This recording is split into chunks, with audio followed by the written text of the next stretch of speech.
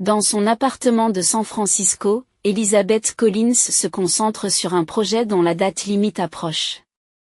Face à de multiples propositions de design réparties sur son bureau, elle examine les détails d'un œil attentif. À l'extérieur de la fenêtre, le soleil se couche sur la baie de San Francisco, sa lumière orangée éclairant doucement son espace de travail. Elizabeth s'est forgé une solide réputation dans le secteur de la conception de sites web. Grâce à son talent créatif et à ses compétences pratiques, sa liste de clients allait des petites entreprises locales aux grandes sociétés internationales. Lise, as-tu pensé au cadeau de Noël pour la semaine prochaine? Le téléphone sonne soudain. C'est sa mère, Carole. Elizabeth pousse un petit soupir en portant le téléphone à son oreille. Et sa mère était une femme qui arborait toujours des coiffures parfaites et des bijoux coûteux, ne manquant jamais une occasion d'étaler son statut social. Pas encore. Je suis occupée par un gros projet en ce moment, répondit Elizabeth. Oh, toujours la même chose. On ne peut pas être heureux en se concentrant uniquement sur le travail, rétorque aussitôt Carole. Quoi qu'il en soit, aimerais-tu dîner avec Brenda et moi le soir de Noël? On va se retrouver en famille pour une fois. Brenda, la sœur d'Elizabeth. Elle vivait du soutien financier de sa mère et de petits boulots de mannequin au lieu de trouver un emploi stable. Avec ses beaux cheveux blonds et sa silhouette parfaite, Brenda était la fille idéale aux yeux de sa mère. D'accord, répond Elizabeth avec un peu d'hésitation.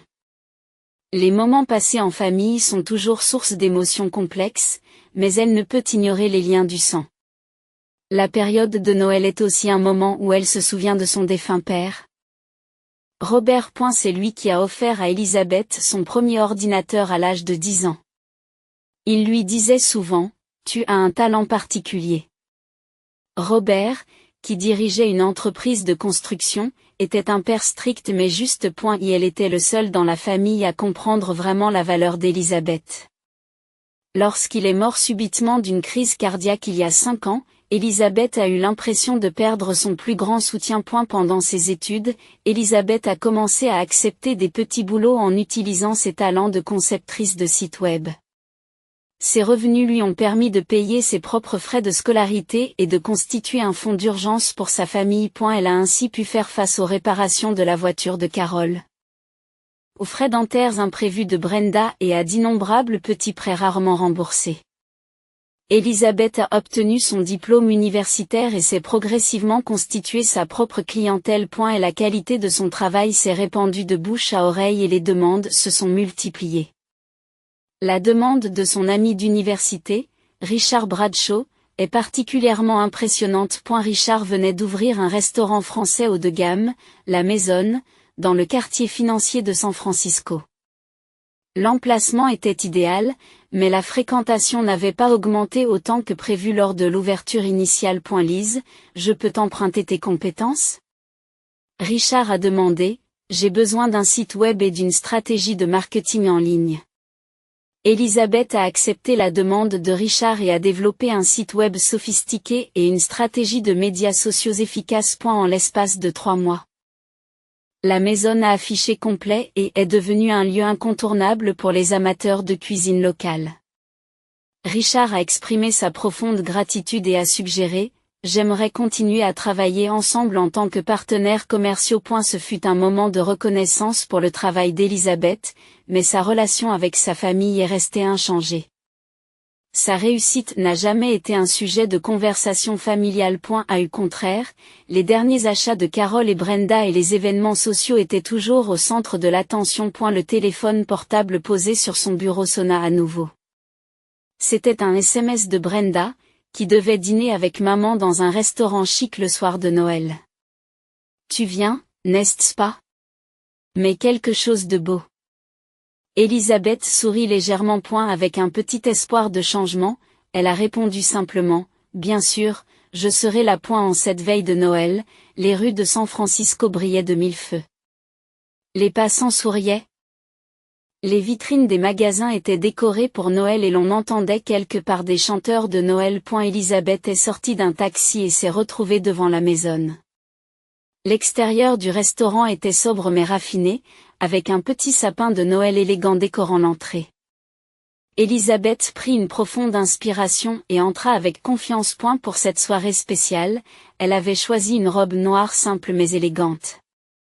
Autour de son cou étincelait le collier de perles que son père Robert lui avait offert lors de la remise de son diplôme universitaire.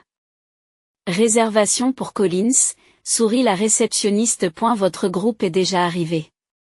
Le serveur a guidé Elisabeth vers une place de choix au fond du restaurant. Sa mère Carole et sa sœur Brenda y étaient assises et sirotaient déjà du champagne. Lise, tu es enfin là, dit Carole à sa fille en l'embrassant légèrement. Ses luxueuses boucles d'oreilles en émeraude se balançaient au gré de ses mouvements. Nous attendons depuis 30 minutes. Elisabeth commence, mais Brenda l'interrompt. Travaillée la veille de Noël. Brenda portait une robe dorée et attirait l'attention avec son maquillage et sa coiffure parfaite. Je ne ferai jamais ça. Elisabeth s'est assise sans rien dire. Les amuse-gueules étaient déjà sur la table. Tranche de foie gras, blinis au caviar, quelque chose aux truffes. Elisabeth remarqua qu'il s'agissait des plats les plus chers du menu. Vous avez déjà commandé, demanda-t-elle, un peu surprise. Oui, je serais morte en t'attendant, dit Carole en demandant au serveur une autre bouteille de champagne. Elisabeth ouvrit le menu et le parcourut tranquillement. En voyant les prix, elle sursaute intérieurement. Même si la maison était le restaurant de son amie, ce n'était pas le genre d'endroit qu'elle fréquentait habituellement. Je prendrai la salade et l'âme de trèfle, dit Elisabeth au serveur. C'est tout ce qu'il y a? Carole hausse un sourcil. C'est Noël, pourquoi ne pas être plus extravagante? Cela me suffit, répondit Elisabeth à voix basse. Au fur et à mesure que le repas avançait, la conversation était dominée par les nouvelles de Carole et de Brenda. Carole parle avec enthousiasme de ses nouvelles amies au club de golf, tandis que Brenda détaille ses récents achats et ses projets de fête. Je vais faire du ski à Aspen le mois prochain. J'ai pu emprunter la villa de Michael Baker, s'enorgueillit Brenda. Nous prenons son jet privé. Vous y croyez? Elisabeth a écouté en souriant, mais aucun d'entre eux n'a jamais posé de questions sur son travail ou sa vie. A fait, j'ai rangé des photos de papa et j'en ai trouvé une très belle.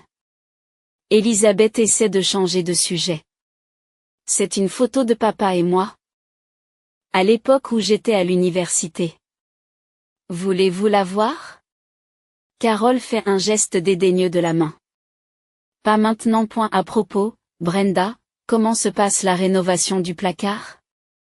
Une petite douleur traversa le cœur d'Elisabeth. C'était toujours la même chose. Le sujet de son père était toujours évité et ignoré. Elle saisit silencieusement son verre de vin. Après le plat principal, l'heure du dessert arriva. Lorsque le serveur apporta un élégant chariot de dessert, les yeux de Carole s'illuminèrent. Oh, nous prendrons la crème brûlée et le soufflé au chocolat, dit-elle immédiatement. Brenda ajouta plusieurs desserts à la commande. Elisabeth ne demande que du café. Lorsque les desserts furent servis, Carole se tourna soudain vers Elisabeth. Sous son doux sourire se cachait quelque chose de calculateur. Lise, dit-elle d'une voix douce. Je pensais à Noël. Je pensais à Noël. Elisabeth se pencha légèrement en avant. Il était rare que sa mère dise quelque chose de sentimental à propos d'un moment important en famille. Cette année, poursuivit Carole. Elle sourit. Je n'ai pas besoin de cadeaux. Il suffit de payer la facture. L'expression d'Elisabeth se figea. C'est vrai, dit Brenda en riant. Tu as de la chance. Tu as la chance d'être le Père Noël. Les deux femmes échangent des rires et commencent à manger leur dessert. Comme si elles n'avaient rien dit d'anormal. La colère monte dans la poitrine d'Elisabeth. C'était toujours la même chose. Elle était toujours le porte-monnaie pratique de la famille. Lorsque l'heure de la facture approchait, il trouvait toujours une raison de la faire payer. Les fêtes d'anniversaire, les dîners de la fête des mères, et maintenant Noël aussi. Mais ce soir, quelque chose est différent. Lorsqu'Élisabeth touche les perles de son père, quelque chose se brise en elle. Et en même temps, quelque chose s'est renforcé. Elle ouvrit lentement son sac à main et en sortit son téléphone portable. Sa mère et sa sœur affichaient toujours des sourires satisfaits, ravis de leur suggestion pleine d'esprit. Veuillez me mettre en contact avec le propriétaire, dit Élisabeth au serveur, d'une voix calme mais déterminée. Le sourire de Carole s'évanouit. La main de Brenda se figea. Que est-ce que vous êtes? Commença Carole, son visage s'étant vidé de ses couleurs. Brenda est tout aussi pâle. Sous l'éclairage élégant du restaurant, la tension monte d'un coup. Voyant l'expression sérieuse d'Élisabeth, le serveur incline légèrement la tête. Bien sûr. Veuillez patienter un instant. Lorsqu'il partit, un silence pesant s'abattit sur la table. Carole, touchant son collier de perles avec la paume de sa main, montre les premiers signes d'inquiétude. Pourquoi appelez-vous le propriétaire? Elle change de ton, feignant la confusion. Il y a un problème? Élisabeth croise tranquillement les bras et regarde sa mère droit dans les yeux. Il y a un problème depuis longtemps. Je suis restée silencieuse jusqu'à présent. Brenda se força à rire, essayant de détendre l'atmosphère. Allons, ne sois pas si sérieux. C'était juste une petite blague. Nous plaisantions parce que vous payez toujours. Une blague, demande Élisabeth calmement. Une blague qui dure depuis des années. Carole regarda autour d'elle, vérifiant si d'autres invités pouvaient les entendre. Elle se redressa, essayant de reprendre le contrôle. Ne parlons pas d'affaires familiales ici.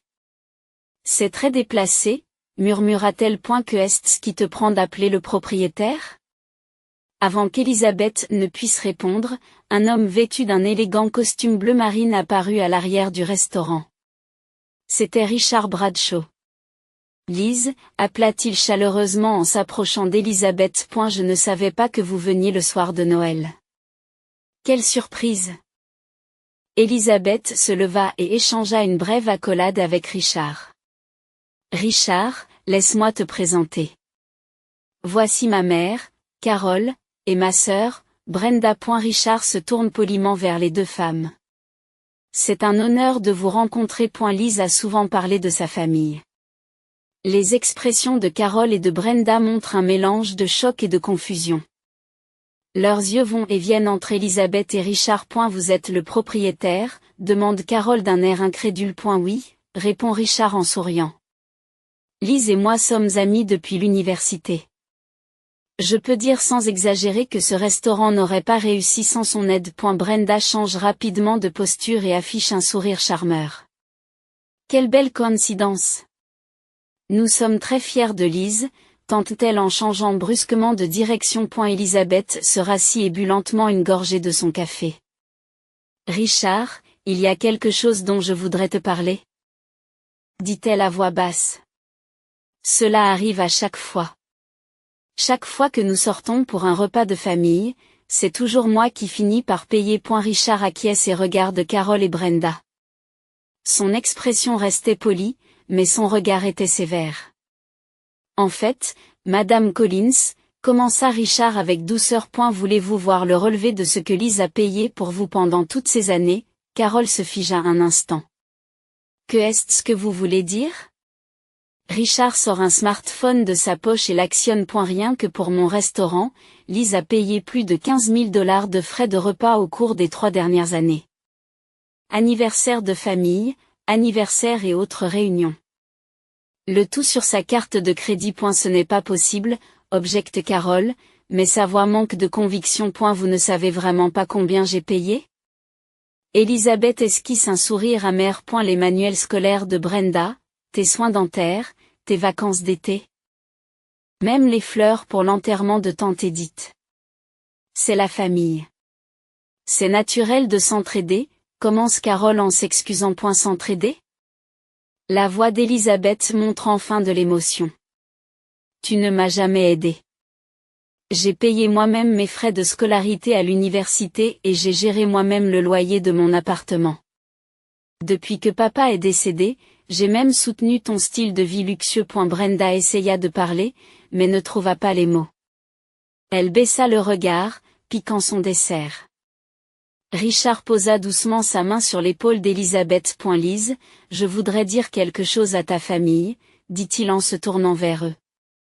Grâce à Elisabeth, les ventes de la maison ont augmenté de 30 par rapport à l'année dernière. Le site internet et la stratégie marketing qu'elle a créée sont parmi les meilleurs du secteur. Carole et Brenda écoutent en silence. Pour la première fois, elles entendent parler de l'importance du travail d'Elisabeth. C'est pourquoi, poursuit Richard en souriant, le repas d'aujourd'hui est mon cadeau. C'est un témoignage de gratitude envers Elisabeth. Sans elle, ce restaurant n'aurait pas eu autant de succès. Le visage de Carole est devenu rouge. Elle essaya de dire quelque chose, mais il lui fallait du temps pour comprendre la situation. Richard, un homme d'affaires riche et prospère, louait le talent et la contribution d'Elisabeth.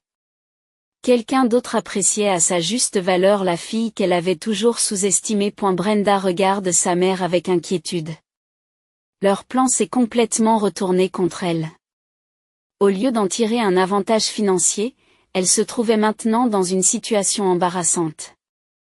Merci, Richard, dit Elisabeth calmement. Mais le problème d'aujourd'hui ne se limite pas à un seul repas. Elle se tourne à nouveau vers sa famille. Pendant des années, j'ai été votre porte-monnaie. Depuis la mort de papa. C'est encore pire. J'ai soutenu vos habitudes de gaspillage pendant tout ce temps. Ce n'est pas vrai. Carole a répliqué sur la défensive. Tu as réussi, n'est-il pas naturel d'aider ta famille? Richard secoue la tête en silence. Le succès d'Elisabeth est le résultat de ses propres efforts. Elle est talentueuse, diligente et ses clients lui font confiance. C'est dommage que vous ne puissiez pas voir sa valeur. Carole ne sait plus où donner de la tête. Pour la première fois depuis des années, elle était obligée de voir sa fille sous un angle différent. Elisabeth poursuit tranquillement. Tu te souviens de papa? Il a toujours cru en mon talent. Pendant que toi et Brenda m'ignoriez, papa était toujours à mes côtés. Pendant un instant, une ombre de tristesse traversa la table. Et la présence de Robert Collins était fortement ressentie malgré son absence. Papa a cru en moi jusqu'à la fin, poursuit Elisabeth. Après sa mort. J'ai appris qu'il avait créé un fonds fiduciaire pour moi. Sans rien dire à personne, Carole a levé les yeux au ciel. Robert l'a fait? Je n'ai jamais entendu parler de cela. Voyez avec l'avocat Marcus Johnson, répondit Elisabeth. Papa me l'a laissé pour que tu puisses en avoir besoin un jour. Maintenant, je l'investis dans ma propre entreprise. L'air de la pièce s'alourdit. Carole commençait à sentir que sa position était menacée. Le soutien de sa fille, sur lequel elle comptait depuis des années, n'était peut-être plus une évidence. Richard se tourne doucement vers Elisabeth. Lise, à propos du partenariat dont nous avons parlé, j'aimerais te le proposer officiellement. Je pense que votre société de conception de site web et mon groupe de restauration peuvent se développer ensemble. Et elle se retourne vers Carole et Brenda. Le talent d'Elisabeth est réel. Elle doit connaître sa valeur. Et ceux qui l'entourent doivent la respecter aussi. La mère et la sœur restent assises en silence. Pour la première fois, elles ne savent plus quoi dire, obligées de voir Elisabeth telle qu'elle est vraiment. Le silence domine la table. Elisabeth respire profondément, organisant les émotions qu'elle a réprimées pendant des années.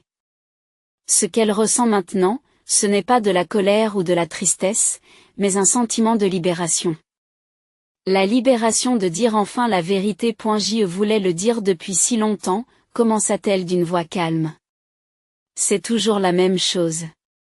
Noël, les anniversaires, la fête des mères. Tu t'attends toujours à ce que je paie. Et pas seulement mon temps, mes émotions, ma vie même ont été utilisées à votre convenance. Carole se redresse, essayant de retrouver un peu de dignité. Elisabeth, tu exagères. La famille s'entraide. Je t'ai élevée. Je t'ai donné une éducation. Elisabeth interrompt doucement sa mère. J'ai payé mes études grâce à des bourses et à mon propre travail. Tu ne te souviens pas que j'ai commencé à travailler dans la conception de sites internet dès ma première année d'université? À l'époque, tu disais que les ordinateurs ne rapportaient rien. Carole a ouvert la bouche, mais n'a rien dit. Dans son souvenir, la réussite de sa fille avait toujours été soudaine et due à sa contribution et à ses conseils. Mais aujourd'hui, des fissures commencent à apparaître dans ce récit. Je n'ai pas grandi dans un foyer riche, poursuit Elisabeth. Mon père avait une entreprise de construction, mais pendant mon adolescence, les affaires étaient mauvaises et les finances toujours serrées. Pourtant, mon père croyait en mon talent. Mon premier ordinateur était un ordinateur d'occasion qu'il m'avait acheté. Brenda s'est sentie mal à l'aise sur son siège. Cette histoire familiale était bien différente de l'éducation luxueuse dont elle parlait à ses amis.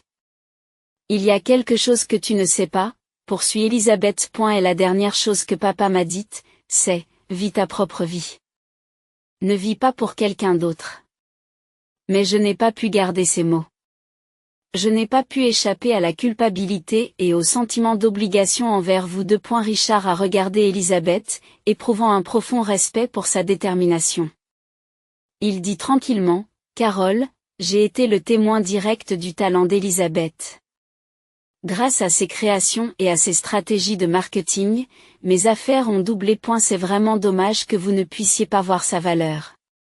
Carole commence à s'excuser, mais ravale ses paroles, pressée par le regard à la fois doux et ferme de Richard. Sur la table. Il restait plus de la moitié des desserts coûteux. Le champagne s'est refroidi. L'atmosphère festive de la veille de Noël avait disparu sous le poids de la vérité. « Que est-ce que tu veux ?» demanda Brenda d'une voix sérieuse pour la première fois. Dans ses yeux, on voyait pour la première fois la vraie nature de sa sœur. Elisabeth dévisagea sa sœur. Lorsqu'elles étaient jeunes, elles avaient certainement été des sœurs proches. Mais la différence d'âge et le favoritisme de leur mère les avaient éloignées. Pourtant, il y avait un lien de sang entre elles. Je ne fournirai plus d'argent, dit clairement Elisabeth. J'ai l'intention de vivre ma propre vie.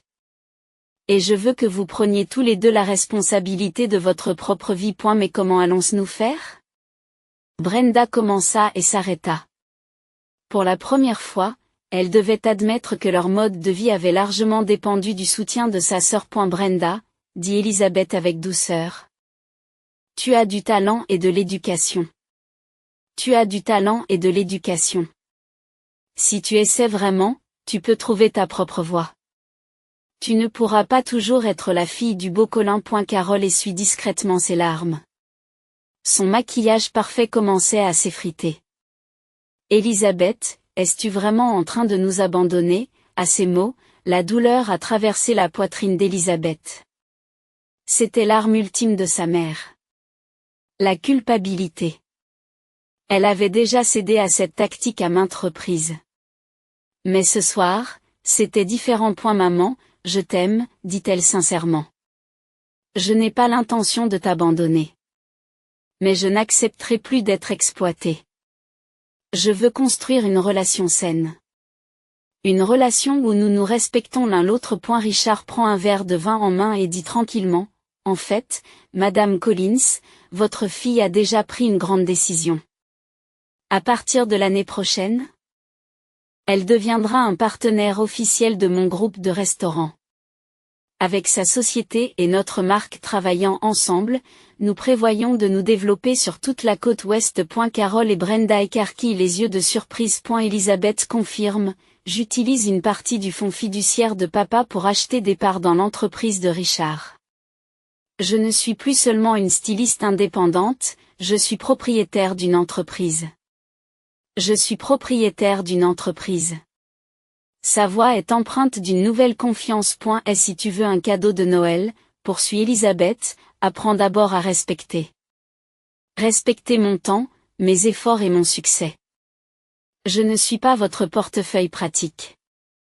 Si nous sommes une famille, nous devons nous chérir les uns les autres. Carole est restée silencieuse pendant un long moment. Quelque chose semblait bouger en elle.